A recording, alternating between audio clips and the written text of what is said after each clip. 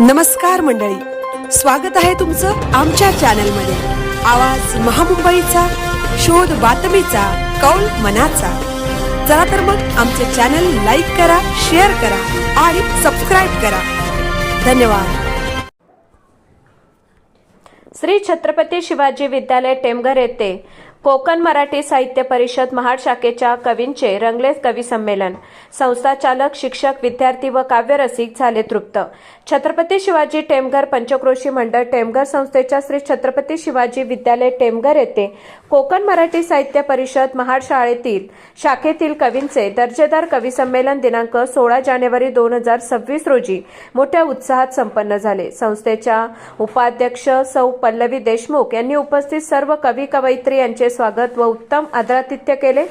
कोकण मराठी साहित्य परिषद महाड शाखेचे अध्यक्ष श्री गंगाधर साळवी यांच्या अध्यक्षतेखाली व शाखेचे ज्येष्ठ मार्गदर्शक माजी जिल्हा समन्वयक श्री अ.व्ही. जंगम सर यांच्या मार्गदर्शनाखाली कवी संमेलनाची सुरुवात झाली। या कवी संमेलनात अ.व्ही. जंगम, गंगाधर साळवी, उपाध्यक्ष सौ प्रिया शहा, माजी अध्यक्षा सौ स्नेहा गांधी, सदस्य प्राध्यापक स्नेहा काळे, माजी उपाध्यक्ष डॉक्टर शीतल मालुसरे, सदस्य सुधीर सकपाळ, सहसचिव चंद्रहास नगरकर, मृणाल महागावकर, युवा शक्ती सदस्या कुमारी मेघा गोळे या कवींनी आपल्या सुंदर आणि दर्जेदार 2-2 कविता सादर केल्या।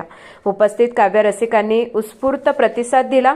शाळेच्या सहशिक्षिका सौ वनेरे मॅडम आणि विद्यार्थी बालकवी कुमार सम्यक सकपाळ यांनी आपल्या अष्टाक्षरी कविता सादर केल्या।